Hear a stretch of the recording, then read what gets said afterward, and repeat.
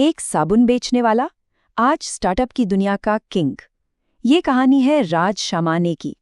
और ये सिर्फ एक कहानी नहीं है, ये एक मास्टर क्लास है कि आज के ज़माने में ज़ीरो से एक एम्पायर कैसे खड़ा किया जाता है। इस कहानी को समझने के लिए ना बस ये 2 नंबर देखिए। एक तरफ सिर्फ 10,000 रुपए का एक छोटा सा लोन और दूसरी तरफ $11 मिलियन की नेटवर्थ। दिमाग घूम जाता है ना। सवाल यही है कि ये हुआ कैसे। तो देखिए, हर बड़ी इमारत की तरह इसकी शुरुआत भी एक छोटी सी ईंट से हुई। और ये कहानी किसी बड़े फैंसी बिजनेस प्लान से शुरू नहीं होती। नहीं, ये शुरू होती है एक छोटे से लोन और परिवार के बिजनेस से मिली एक छोटी सी चिंगारी से। यहाँ से कहानी आगे बढ़ती है। साल 2003 में उनके पिता ने एक केमिकल ट्रेडिंग बिजनेस शुरू किया, मतलब एक नींव रखी गई। और फिर ठीक 10 साल बाद 2013 में राज ने उसी नींव पर कुछ बिल्कुल नया बनाना शुरू किया। उन्होंने इसे एक ऐसी दिशा दी जो किसी ने सोची भी नहीं थी। तो यहाँ पर सबसे ज़रूरी बात समझने वाली ये है कि राज सिर्फ एक और साबुन नहीं बना रहे थे। नहीं, वो एक शिकारी की तरह मार्केट में एक खाली जगह ढूंढ रहे थे। उस वक्त क्या था? विम और प्रिल जैसे बड़े महंगे ब्रांड्स का राज था, लेकिन एक सस्ता अच्छा डिशवॉशिंग लिक्विड, वो जगह, वो मार्केट गैप पूरी तरह से खाली पड़ा था। ओके, तो आइडिया तो मिल गया, मार्केट गैप भी दिख गया, पर असली खेल तो जमीन पर होता है ना। तो चलिए अब देखते हैं कि ये आइडिया एक जबरदस्त जमीनी स्ट्रैटेजी में कैसे बदला। एक ऐसी स्ट्रैटेजी जो घर घर जाकर पहले सिर्फ अपने मोहल्ले को जीतने पर फोकस थी।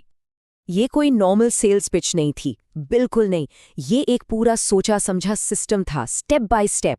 पहला स्टेप, घर घर जाकर लाइव डेमो दिखाना। दूसरा, छोटे मोटे सैशे नहीं, सीधा 500 ml की पूरी बॉटल फ्री देना। सोचिए जरा। तीसरा, बल्क में खरीदने पर डिस्काउंट।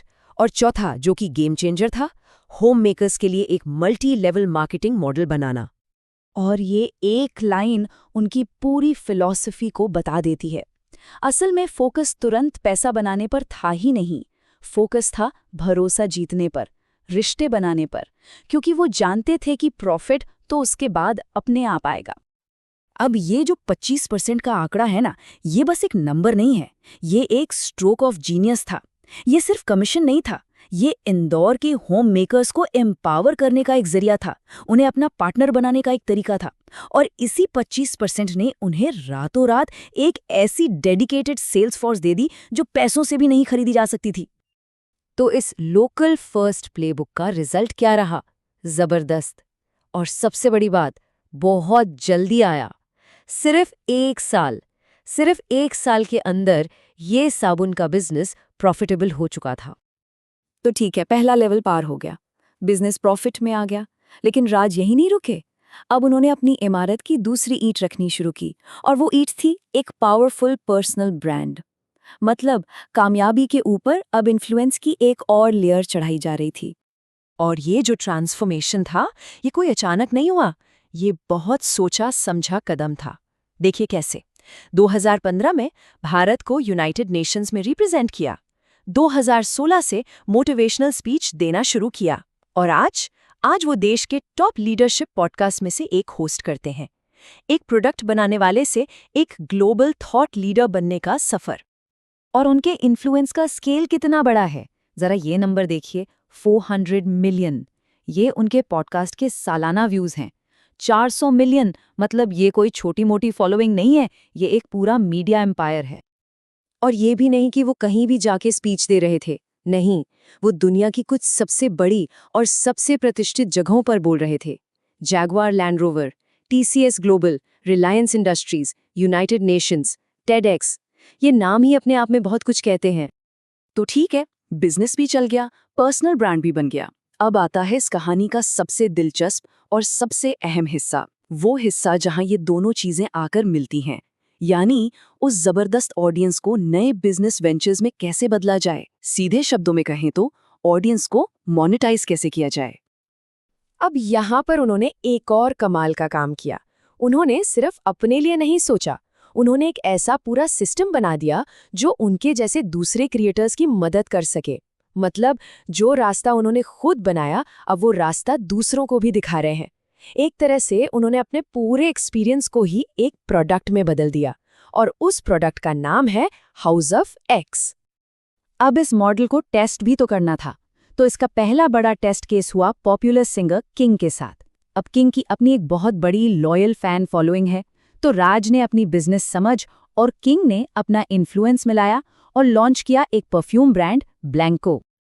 और नतीजा इस चार्ट में साफ साफ है। ये इस मॉडल की असली ताकत दिखाता है। लॉन्च के पहले दिन ही 20 लाख रुपए की सेल्स, और अब हर महीने का रेवेन्यू है 1 करोड़ रुपए। इसे कहते हैं एक्सप्लोसिव ग्रोथ। और कहानी यहीं खत्म नहीं होती। अपने खुद के वेंचर्स बनाने के साथ साथ वो अगली पीढ़ी के एंटरप्रेन्योर्स को भी आगे बढ़ा रहे हैं, एक एक्टिव एंजल इन्वेस्टर के तौर पर। Class plus, growth school, Wint wealth, decimal, ये लिस्ट बहुत लंबी है। मतलब वो इकोसिस्टम को भी वापस दे रहे हैं। और एक बात और, इन सब नई फैंसी चीजों के बीच वो अपनी जड़ों को नहीं भूले। जहां से सब शुरू हुआ था, वो साबुन का बिजनेस, शमानी इंडस्ट्रीज, वो भी साथ साथ बढ़ता रहा, और आज कंबाइंड टर्नओवर है 200 करोड़ रुपए।